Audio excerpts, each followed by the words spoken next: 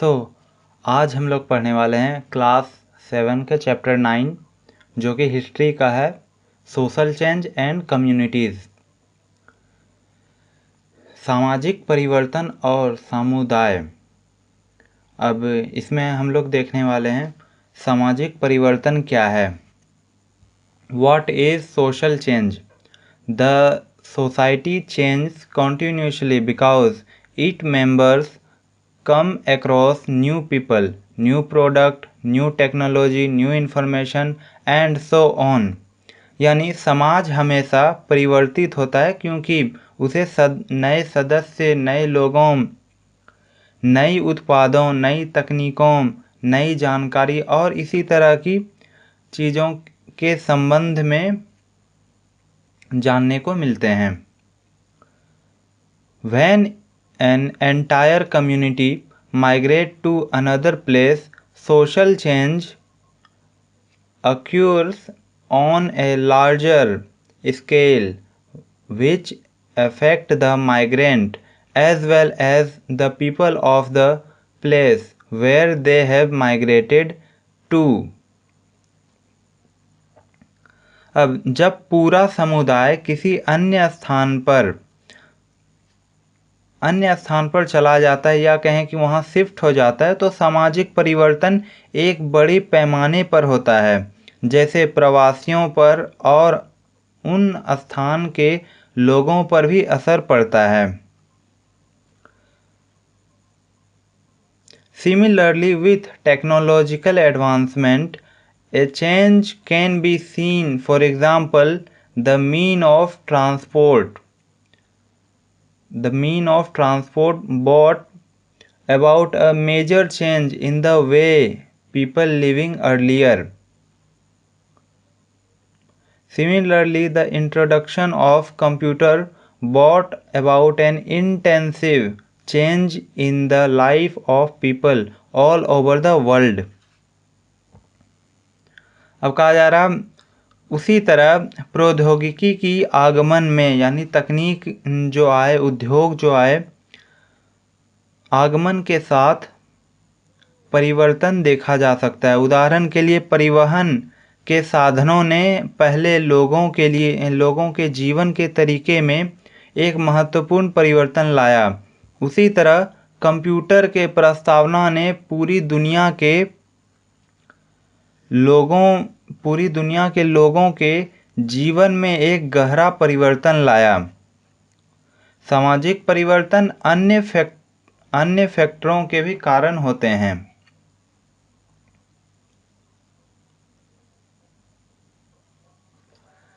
ठीक, social change occurs due to many other factors such as a change in population, technology, change in natural or environment factors, etc.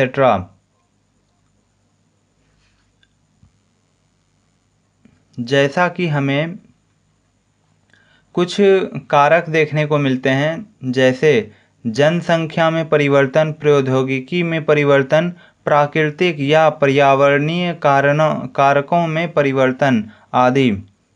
कुछ ऐसे भी हैं जैसे प्राकृतिक आपदा या युद्ध और अचानक सामाजिक परिवर्तन ला सकते हैं। Social change also occurs due to many factors such as a change in population, technology, change in natural or environmental factors, etc. Some factors like a natural disaster or war can bring about sudden social change. The emerge of a person or idea can also bring about social change. For example, the idea of Advaita by Shankaracharya brought about a major change in the ancient period. The rise of Swami Dayanand brought about a change in the modern times। ठीक, अब एक व्यक्ति या विचार का उदय भी सामाजिक परिवर्तन ला सकता है। उदाहरण के लिए कहा जा रहा है, शंकराचार्य द्वारा अद्वैत का विचार प्राचीन काल में एक महत्वपूर्ण परिवर्तन लाया और स्वामी दयानंद के उदय ने आधुनिक काल में परिवर्तन लाया। Social change mean A change in cultural symbol, rules of behavior, social organization of value system. It modifies the behavior of the individuals, communities and nations. It changes the way people live, think and behave. ठीक, सामाजिक परिवर्तन का मतलब होता है सांस्कृतिक प्रतीकों, व्यवहारों, नियमों, सामाजिक संगठनों या मूल्य संविधान में लोगों के लिए विचार और व्यवहार का बदलना, उसमें बदलाव ला देना। सामाजिक परिवर्तन के लिए यह जरूरी नहीं कि एक समान, अब इसे देख लेते हैं। It is not necessary for social change to occur uniformly. It can vary from region to region or even village to village. This is the reason that we can find variation in the cultural expression in different villages located nearby.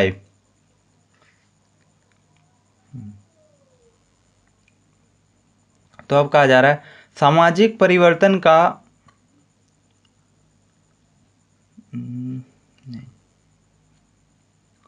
सामाजिक परिवर्तन के लिए यह जरूरी नहीं है कि एक समान रूप से हो। यह क्षेत्र से क्षेत्र तक या गांव से गांव तक भिन्न हो सकता है। इसी कारण हम पास के गांव में सांस्कृतिक अभिव्यक्तियों में भिन्नता पा सकते हैं। अब नेक्स्ट देखते हैं, social change in the medieval period.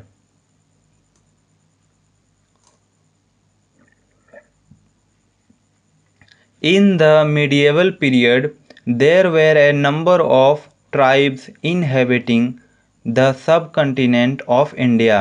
These included many well-known tribes. The social structure of tribal people of unique. They are like a homogeneous community. The member of the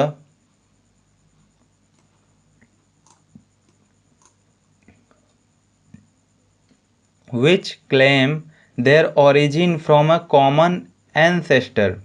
There are no high or low people in it. It is distinct from a heterogeneous community which has a hierarchy of people, both high and low, like in the Hindu वर्ण system. मध्यकालीन भारत में भारत के उपमहाद्वीप में कई जातियां आवास कर रही थी।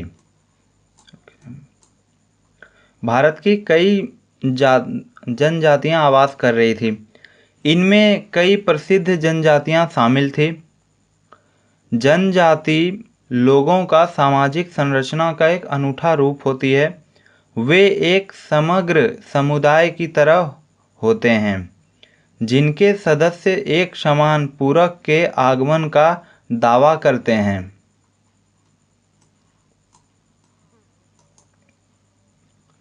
फिर है, इनमें उच्च या निम्न लोग नहीं होते हैं। यह उन्हें एक विविध समुदाय से भिन्न बनाता है जिसमें लोगों का एक चरण प्रणाली की तरह उच्च और नीच नियम होते हैं, जैसे कि हिंदू वर्ण प्रणाली में होता है। With the passage of time, a homogeneous tribe transform into heterogeneous community because some of the members become powerful or rich, who command influence on the other members. A heterogeneous community is mostly caste-based, in which some members are considered higher than others.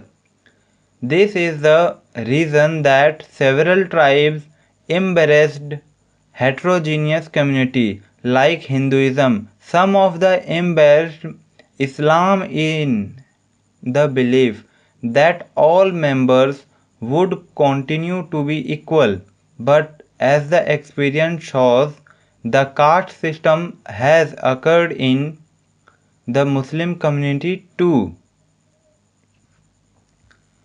तो अब कहा जा रहा है समय के साथ साथ एक समग्र जनजाति विविध समुदाय में परिवर्तन हो जाती है, क्योंकि कुछ सदस्य शक्तिशाली या धनवान बन जाते हैं जो अन्य सदस्यों पर प्रभाव डालते हैं।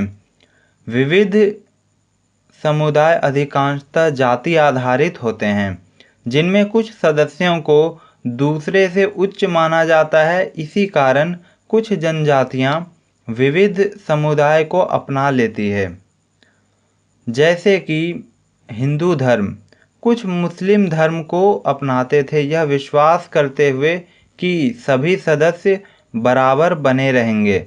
लेकिन जैसा कि अनुभव दिखाता है, इस्लाम समुदाय में भी जाति प्रणाली का उदय हो गया। अब इसके बाद कुछ नोट में देख लेते हैं। सब कॉन्टिनेंट्स हैं ट्राइब्स के, जिसमें से द बलोच है जो कि बलोचिस्तान पाकिस्तान में अभी देखने को मिलता है। गद्दीस है हिमाचल प्रदेश में। गोंड्स हैं सेंट्रल इंडिया में। भील्स राजस्थान में। मारवाड़ तमिलनाडु में। खोखर पंजाब में। चेराज संथाल्स बिहार में और झारखंड में। कोलीस कर्नाटका में। वैतास केरला में।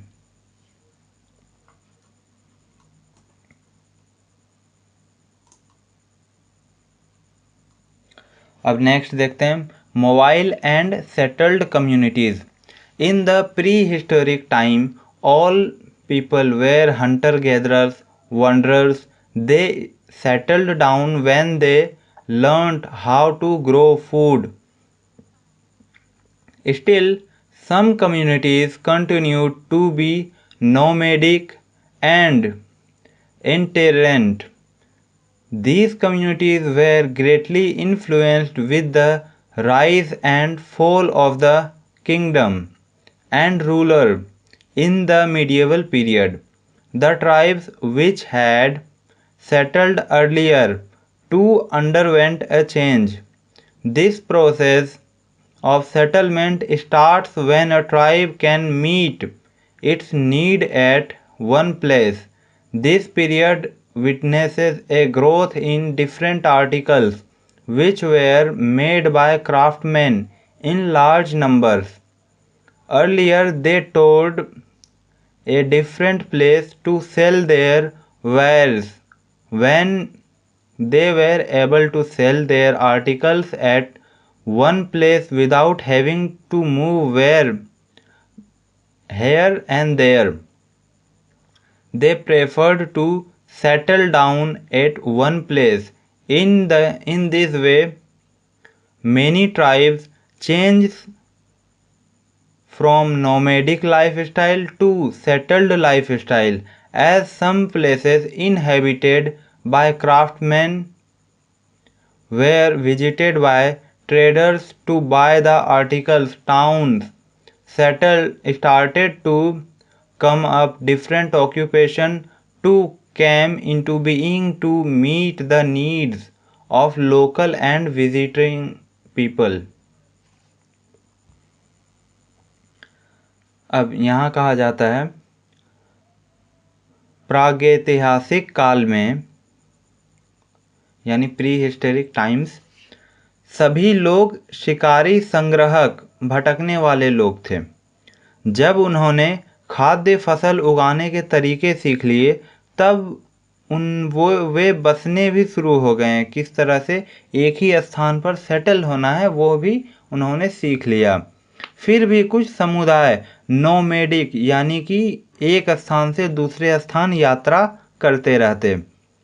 मध्यकालीन काल में राज्यों और शासकों के उत्थान और पतन के साथ इन समुदायों पर बड़ा प्रभाव पड़ा।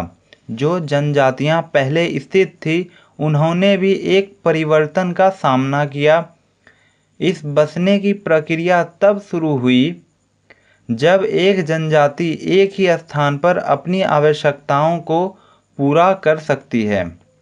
इस दौरान विभिन्न वस्त्र और वस्त्रधारकों द्वारा बनाए गए विभिन्न वस्त्रों में वृद्धि दर्ज की, जो बड़ी संख्या में बनाए जाते थे। पहले वे अपने सामान को बेचने के लिए विभिन्न स्थानों पर घूमते थे। जब वे अपने वस्त्रों को यहाँ वहाँ न जाकर बेच सकने लगे तो वे एक ही स्थान पर बसने की ओर चले गए। इस तरीके से कई जनजातियां नोमैडिक जीवन शैली, यानी जिसके तहत इधर से उधर भटकना पड़ता था, यहाँ से वहाँ शिफ्ट करते रहते थे, उन शैली से नई जो लाइफ स्टाइल होती है उसमें परिवर्तित हो गई। जिन स्थानों पर वस्त्र धारक बसे थे वहाँ वस्त्र धारकों के सामान को खरीदने के लिए व्यापारी आने लगे, जिससे शहर आरंभ होने लगे। स्थानीय और आगंतुक लोगों की आवश्यकताओं को पूरा करने के लिए विभिन्न व्यवसाय भी पैदा हुए। अब from the above discussion it can be deduced that there were two types of communities: mobile communities and settled communities. A mobile community moved from one place to another place and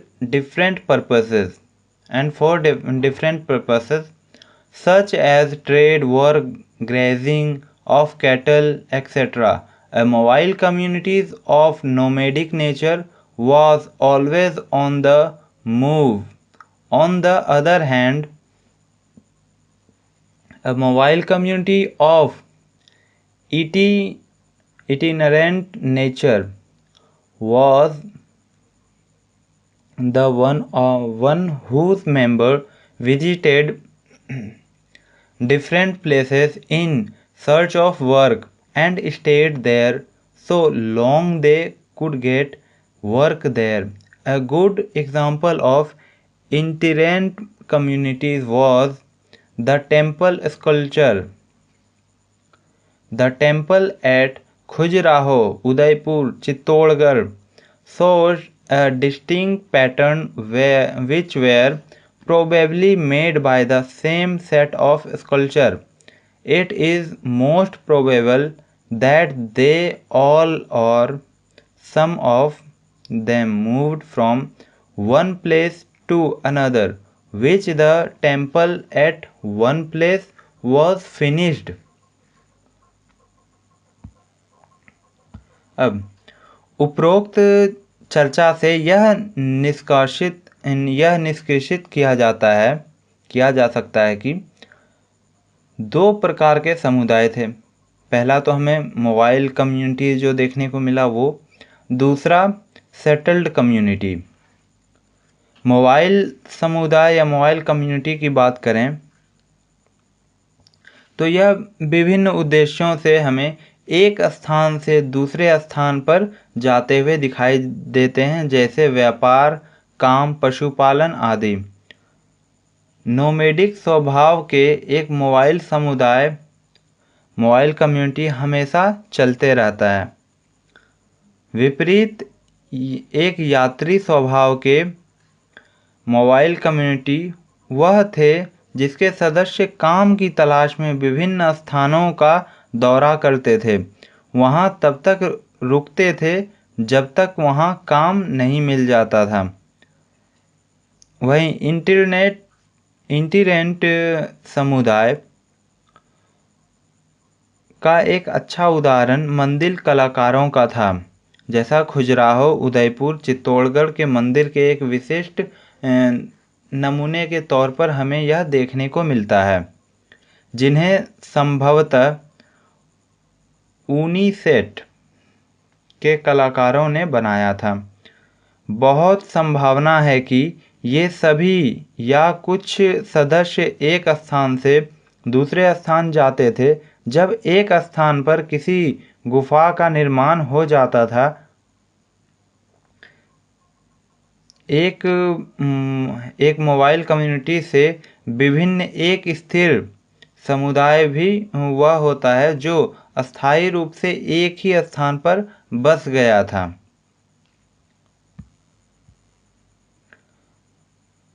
अब है as different from a mobile community, a settled community is that one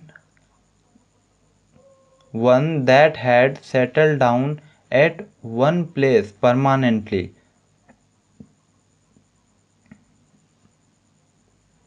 अब कहा जा रहा है mobile community की बात अगर छोड़ें, सेटल्ड कम्युनिटी की ओर देखें तो हमें यह देखने को मिलेगा कि सेटल्ड कम्युनिटी वह होती है जो किसी एक स्थान पर वह हमेशा के लिए सेटल्ड हो जाते हैं, स्थिर हो जाते हैं।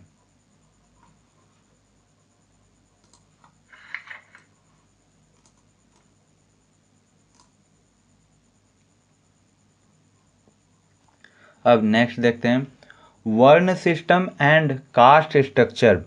Normally a tribe or community is homogeneous in the beginning, but with the passage of time its members are classified into different groups, so it becomes a heterogeneous community.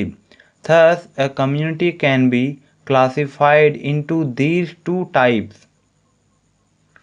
सामान्य रूप से एक जनजाति या समुदाय शुरुआत में एक समरूपी होती है, लेकिन समय के साथ साथ उसके सदस्यों को विभिन्न समूहों में वर्गीकृत किया जाता है ताकि वह एक विविध समुदाय बन जाए। इस तरह एक समुदाय को इन दो प्रकारों में वर्गीकृत किया जा सकता है। First is homogeneous community. In this type of community all members have equal status. No one of them is high or low. They eat together, live together and have marriage relation. Normally tribes are structured in this way. We can find such communities within the caste in which all members of a particular caste enjoy an equal status, such as equal status is also enjoyed by the members of some other faith, such as Jain and Buddhist. अब homogeneous community अर्थात समरूपी समुदाय। इस प्रकार के समुदाय में सभी सदस्यों को बराबर स्थान मिलता है। कोई भी उच्च या निम्न नहीं होता। वे साथ में खाते हैं, साथ में रहते हैं और विवाह संबंध भी बनाते हैं। सामान्य रूप से जनजातियां इस तरह का संरचना धारण करती है, यानी हम लोग ट्राइबल्स में ऐसा समुदाय हमें देखने को मिलता है। हम ऐसे समुदायों को जातियों के भीतर भी पा सकते हैं जिनमें किसी विशेष जाति के सदस्य बराबर स्थान का आनंद लेते हैं। इस बराबर स्थिति का उपयोग कुछ अन्य धर्मों के सदस्यों जैसे कि जैन, बौद्ध द्वारा भी किया जा सकता है।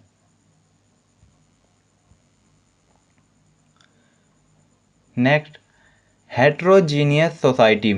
This type of community comprise members arranged in rank hierarchy.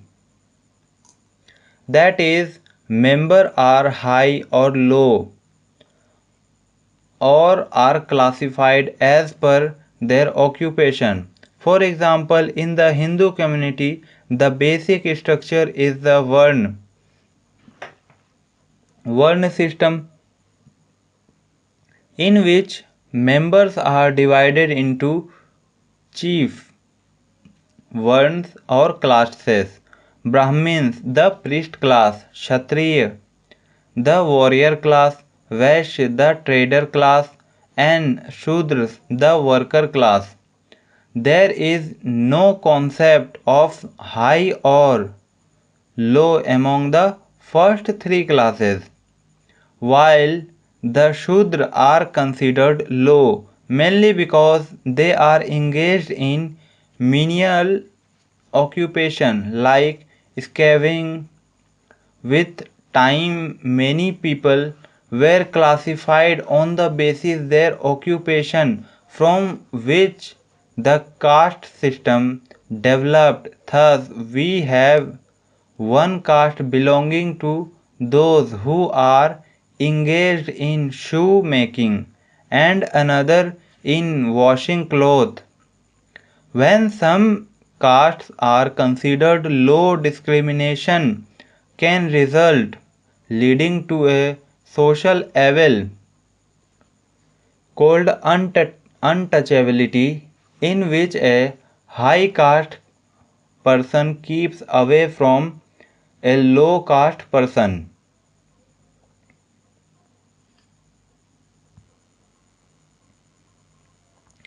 अब देखते हैं हेट्रोजीनियस सोसाइटी यानी विविध समाज में इस प्रकार का समुदाय अधिकतम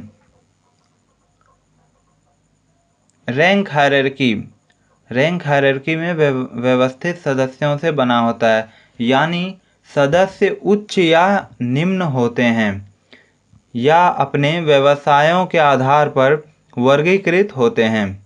उदाहरण के लिए हिंदू समुदाय में मूल संरचना वर्ण तंत्र होता है, वर्ण सिस्टम होता है, जिसमें सदस्यों को मुख्य वर्ण या वर्गों में बांटा गया है। ब्राह्मण जो पुरोहित वर्ग होते हैं, क्षत्रिय जो योद्धा वर्ग होते हैं, वैश्य जो व्यापारी वर्ग होते हैं, शूद्र जो श्रमिक वर्ग होते हैं। पहले तीन वर्गों में कोई उच्च या निम्न का ख्याल नहीं होता, जबकि शूद्र को निम्न माना जाता है, मुख्यतः क्योंकि वे बेहद छोटे कामों जैसे कि सफाई करने में लगे होते हैं। समय के साथ कई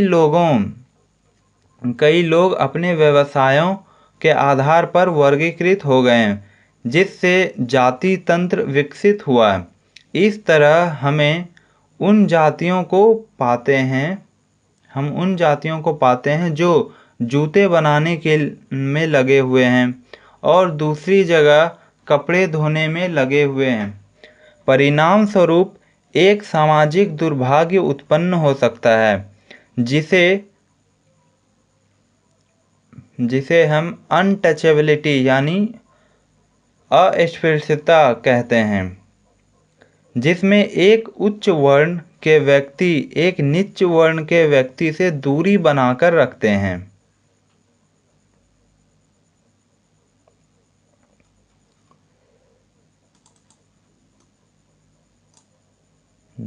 अब नेक्स्ट देखते हैं। Interestingly, in the early ancient period, any person was free to take up any occupation of his choice, so he could embrace any word of his choice. For example, a person born of Brahmin parents could become a soldier and thus become a Kshatriya. Many of our ancient rishi came from the so-called Shudra world. When a rigid caste system involved, a person was forced to take up the occupation only that of his father. This rigidity led to several other restrictions in eating together, living together, marriage and other relations, etc. Thus, the caste system was based on occupation. This is the reason that in India most of the castes are still known by occupation, such as Dhobi, Manjhi, Sunar, Mali, चंडाल etc। रोचक बात आपको यह देखने को यहाँ पर मिलती है कि प्राचीन काल में किसी भी व्यक्ति को अपने इच्छा अनुसार कोई भी व्यवसाय चुनने का पूरा अधिकार था, इसलिए वह किसी भी अपने चुने गए वर्ण को अपना सकते थे। उदाहरण के लिए जो व्यक्ति ब्राह्मण के माता पिता होते थे, जिस व्यक्ति के, वह सैनिक बनकर और इस तरीके से क्षत्रिय बन सकते थे। हमारे प्राचीन ऋषियों में से कई शूद्र वर्ण से आए थे। जब एक कठिन जाति व्यवस्था का निर्माण हुआ तो किसी को अपने पिता के ही व्यवसाय को अपनाना पड़ता था। जब यह आपको रिजिड कास्ट बेस्ड सिस्टम देखने को मिला तो इसके तहत जो उनके पिता करते थे, ठीक वही कार्य को अपनाना पड़ा। इस कठिनता के इस रिजिड के कारण एक साथ खाना खाने, एक साथ रहने, विवाह तथा अन्य संबंधों में भी प्रतिबंध लग गए। इस तरह जाति व्यवस्था व्यवसायों पर आधारित थी। इसी कारण भारत में अधिकांश जातियां अब भी व्यवसायों के द्वारा जानी जाती है, जैसे कि धोबी, मांझी, सुनार, माली, चंडाल आदि।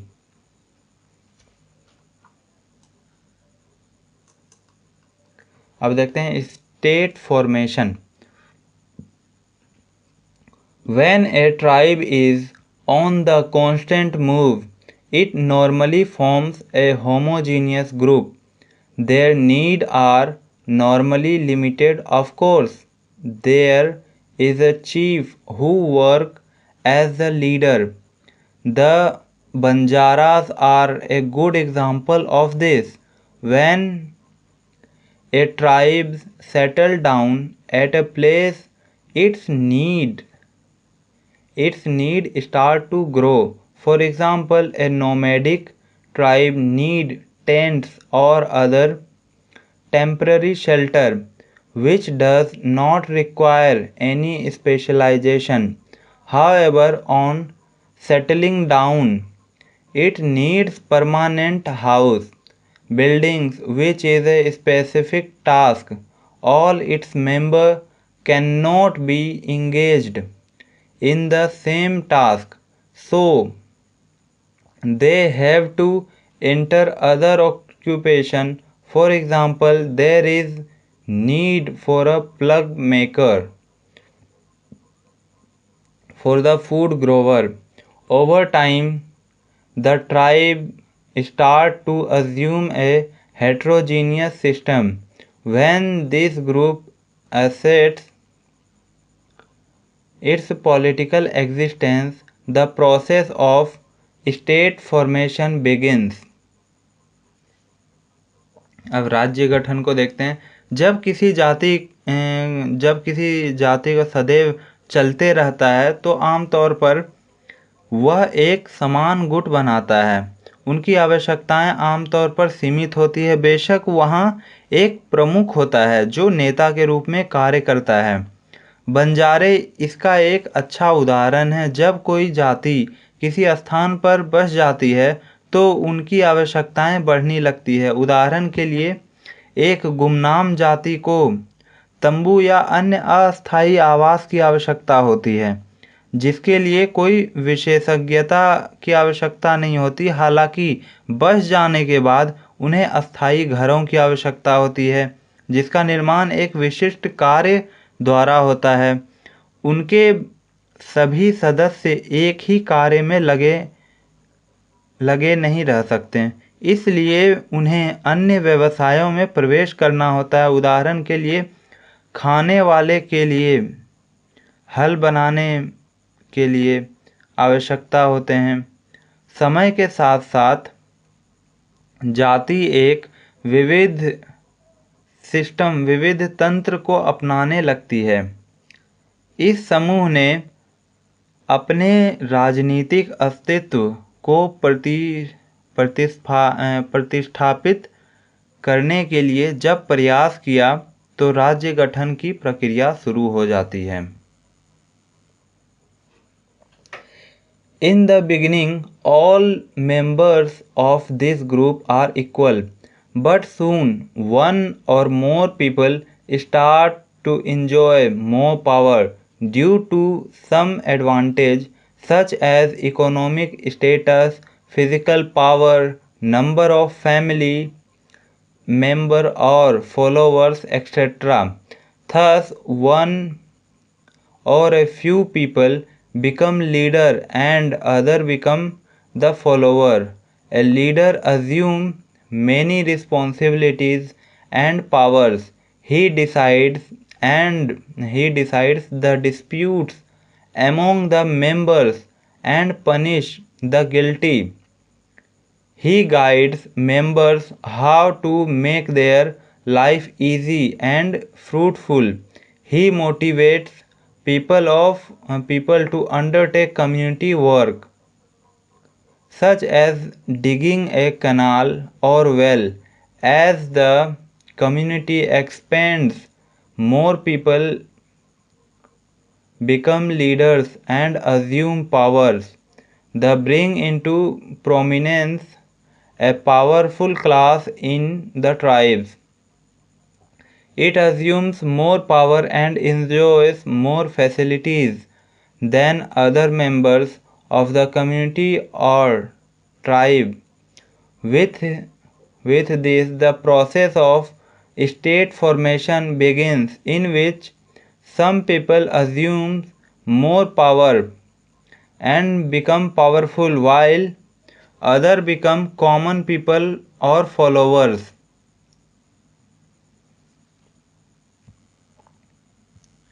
अब देखते हैं फॉलोवर्स। शुरुआत में इस समुदाय के सभी सदस्य बराबर होते हैं, लेकिन जल्द ही कुछ लोग किसी सुविधा के द्वारा, जैसे कि आर्थिक स्थिति, शारीरिक शक्ति, परिवार के सदस्यों की संख्या या अनुयायियों की संख्या के कारण अधिक शक्ति का आनंद लेने लगते हैं। इस तरह एक या कुछ लोग नेता बन जाते हैं और दूसरे अनुयायी बन जाते हैं। नेता कई जिम्मेदारियों को और शक्तियों का भार संभालता है। वह सदस्यों के बीच में विवादों का निर्णय करता है और दोषियों को सजा देता है। वह सदस्यों को अपने जीवन का आसान और फलप्रद बनाने के लिए कैसे मार्गदर्शन करना है वह बताता है। वह लोगों को समुदाय के काम, जैसे कि नहर बनाना, कुआं खोदना, इन सभी के लिए प्रोत्साहित करता है। जब समुदाय बढ़ते हैं तो लोग नेता बनते हैं और शक्तियों का संचयन होता है। इससे समुदाय के भीतर एक शक्तिशाली वर्ग को प्रमुख बनाता है, जो अन्य सदस्यों से अधिक शक्तियों का आनंद लेते हैं। इसके साथ ही राज्य गठन की प्रक्रिया होती है, जिसमें कुछ लोग शक्तियों को अपनाते हैं और शक्तिशाली होते हैं, जबकि कुछ सामान्य लोग या अनुयायी होते हैं। जब एक गुमनाम जाति ऐसे स्थानों पर बसती है, अच्छा तो ये बाकी है, जब एक ठीक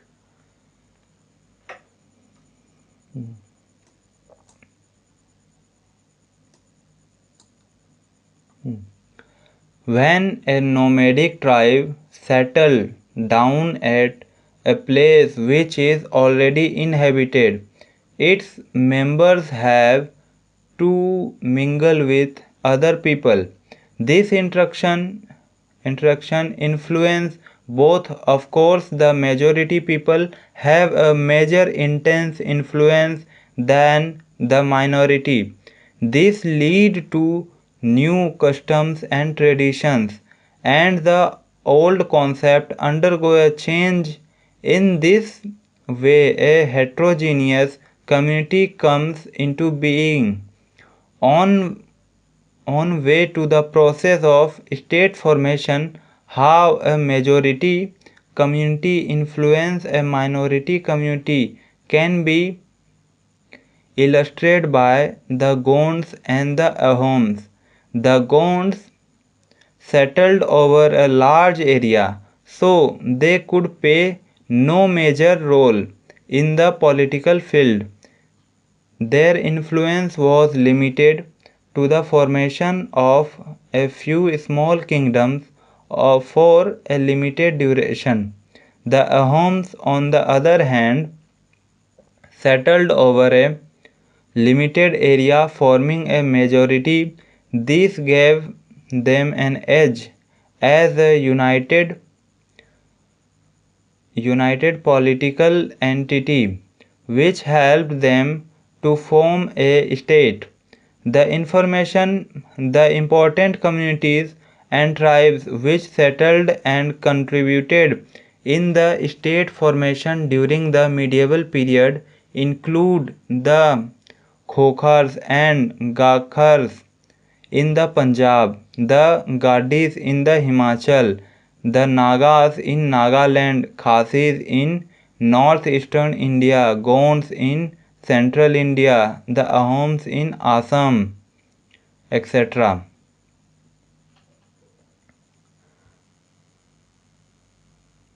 अब कहा जा रहा है जब एक गुमनाम जाति जिसे बंजारे भी कहते हैं, ऐसे स्थान पर बस जाती है जो पहले से निवास किया जा रहा है, तो उनके सदस्यों को दूसरे लोगों के साथ मिलना होता है। इस परस्पर क्रिया का दोनों पर प्रभाव पड़ता है। बेशक अधिकांश लोगों का प्रभाव कर्मियों के मुकाबले अधिक होता है। इससे नई आदतें और परंपराएं उत्पन्न होती है और पुराने धारणाओं में परिवर्तन होता है। इस तरह एक विविध समुदाय उत्पन्न होता है जो राज्य गठन की प्रक्रिया की ओर बढ़ रहा है। एक अधिकांश समुदाय कैसे एक अल्प समुदाय को प्रभावित कर सकता है, इसे गोंड्स और अहोम्स के माध्यम से दिखाया जा सकता है। गोंड एक बड़े क्षेत्र पर बस गए, इसलिए उन्होंने राजनीतिक क्षेत्र में कोई महत्वपूर्ण भूमिका नहीं निभाई। उनका प्रभाव सीमित समय के लिए कुछ छोटे राज्यों के गठन में ही था। दूसरी ओर अहोम्स ने सीमित क्षेत्र में बस जाकर अधिकांश बनाया। इससे उन्हें एकजुट राजनीतिक एकाधिक बनाने में मदद मिली, जिसने उन्हें एक राज्य गठन करने में मदद की। मध्यकाल में राज्य गठन में समर्पित होने वाले महत्वपूर्ण समुदायों को जातियों में शामिल होने वाले खोखर, गाखर जो पंजाब में हैं, गाडीज जो हिमाचल में हैं, नागा जो आपको नागालैंड में देखने को मिलते हैं, खासी जो पूर्वोत्तर भारत में आपको दिखाई देते हैं, और गोंड मध्य भारत के अंदर, और अहोम्स आपको असम में दिखाई देते हैं, आदि इसमें शामिल होते हैं। अब बाकी ये दूसरे पार्ट में अब इस चैप्टर को पूरा करेंगे।